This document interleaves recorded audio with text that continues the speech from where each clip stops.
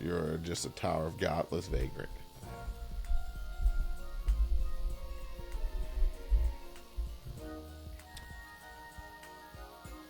Welcome to another episode of Otaku DaaaaaAAWN. I am the host with the most, aka Sleepy Melbourne, in the building. Just Charles is here with me. Hello, and he is a tower of godless vagrant. I am, it's such a sad time for me. This is lamenting the entire situation. But we get straight Fate Strange Fake, which was, we had a wonderful episode 0, I want to say, around this time last year. Yes.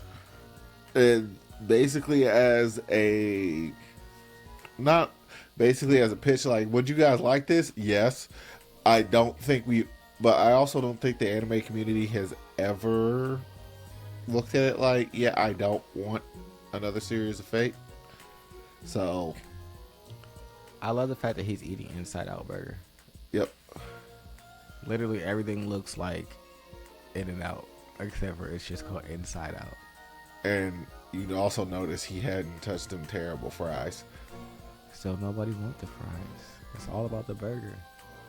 If you're gonna have a fast food joint, you have to make everything good. Nope. Just the burgers are amazing. And we're super popular. It's just like, oh my god, you gotta get it animal style. That means I like everything that's a part of animal style more than I actually like the fries. That's alright.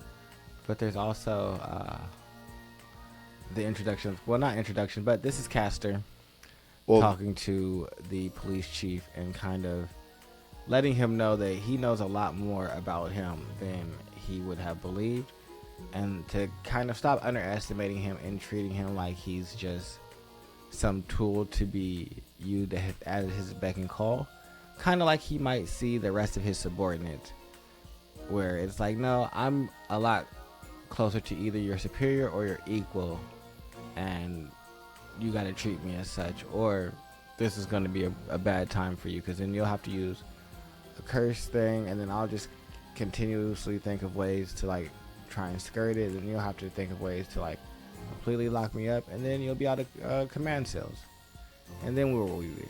No one to get there or anything. So let's just play nice. So he decides that he's going to play nice and get him a nice good meal, because that's what Flaus wants. He just wants him something to eat, something good to eat, nice good steak. Well, I've been going through and doing research on pretty much all of Fate, all of this version of Fate and who everybody is, because it's rough if you don't know who is who. I will hesitate. I'm starting to like mentally organize how I'm going to refer to people, because, well, like every single Fate series, this is going to get more complicated. It's going to get more complicated before it gets less. Yes. Like, we have met 1, 2, 3. We have Caster. Now we've seen Assassin, but we don't know who the master is. We've met Assassin, and we know it's, well, I know from like prior experience that it is one of the Hassans. But saying that is like saying there are literally 1,000 different Hassans. Yeah.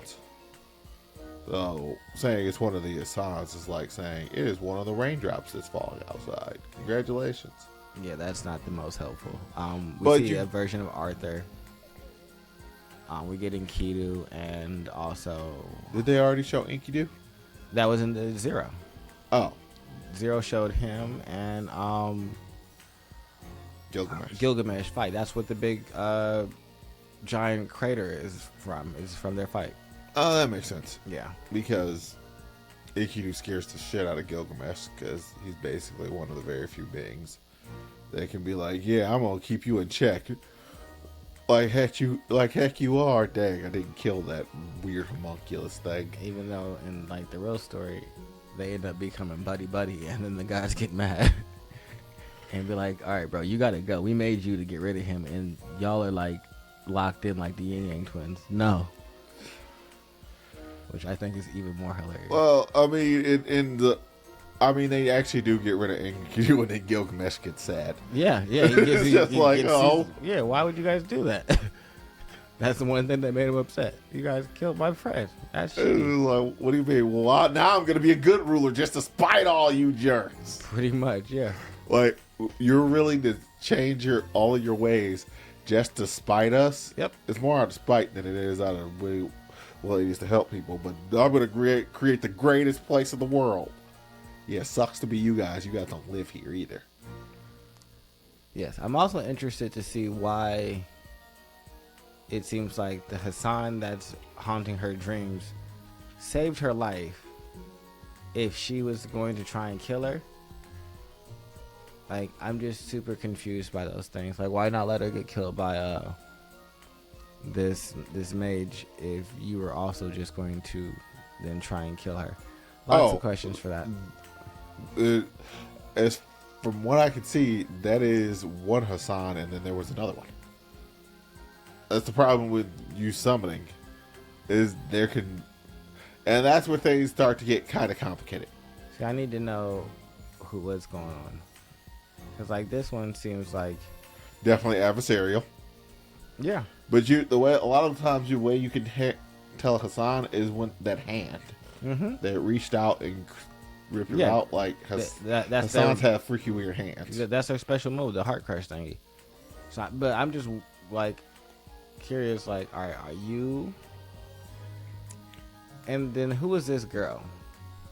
That I don't 100% know. I'm pretty sure she has something to do with Saint Germain, though. Yeah, so I'm trying to figure out who this girl is that's watching everything through her crystal ball. And the fact obviously she's one of the organizers of this entire shitstorm happening. Yeah, but she wanted Alteria to get summoned, but that's not who came. It was a different Arthur. Another member of the Round Table got summoned. They call themselves Arthur Pendragon. That's what I know. When did they call themselves Arthur Pendragon? When he stood on the top of the fire. He said, "On my honor as Arthur Pendragon." On my honor of a member of the Round Table, Arthur Pendragon. No, on my honor as Arthur Pendragon. He said nothing about the Round Table. Cause yeah, he was crazy. She's over here. Where is it at? I need to see. No, not you laughing, lady. On my honor. Never said Yeah. There you go, yes. In lieu of that, instead of a promise, I swear upon the foundation of my chivalry, Arthur Pendragon. The foundation of my chivalry is Arthur Pendragon. I don't know. The victory song is a great night. Saying it that he's Arthur Pendragon. No. That's what I'm saying. Arthur Pendragon is supposed to be the pinnacle of chivalry. The greatest knight ever. And that's what I think he is. No. Yep. No. Yeah, this is Arthur. I already know it's not. Unless they tell me something different. Until he gives me his name, calling him Arthur. That's not even what Arthur looks like as a dude. I don't know. Arthur just looks like another blonde person, just like Alteria. Like no different person. Or it could be Morgan's son. But either way, this looks like Arthur to me. No, it doesn't. You know what Arthur looks like. Nope, this is different Arthur. The Lionheart. That's why he got those red streaks in his hair. But yeah, he's out here making promises and making it impossible to conceal that there is a Holy War game going on. They're trying to mass produce the grails. They're trying to not necessarily have a real holy war, but more analyze the spirits and the grails so that way they can recreate this and potentially harness that energy, I guess. I'm not sure what they want to be able to recreate the wish making, I guess, maybe. Yeah. It just seems like it's a lot of like potential issues with this, or things that could fall apart and make this like not work out the way that you like expect it to. But this was just mostly a setup episode. We also get to see who the church is that's going to be administering and monitoring this Holy Grail world. And they all seem like nobody was really prepared for it. They definitely seem like android or cyborgs, or maybe his arm just moves like that and it's just a robotic arm. I don't know. This is what the Japanese think of Americans. We're badass. We get one Holy Grail warden and we can't even control our media. I'd have kept that $500. I mean, he crushed it in his hand. But anywho, I gotta go to Costco. But other than that, make sure you guys like, subscribe, comment below. Bye-bye. Goodbye. Yeah, that's Richard the First. Who's Richard? Another member of the round table. No, it's not. He's just another saber. Because it's not an Arthur prototype. Which is the only male form of Arthur inside of this universe. If you are summoning Arthur as a saber, they are not giving up on the opportunity to just sell that Arthur.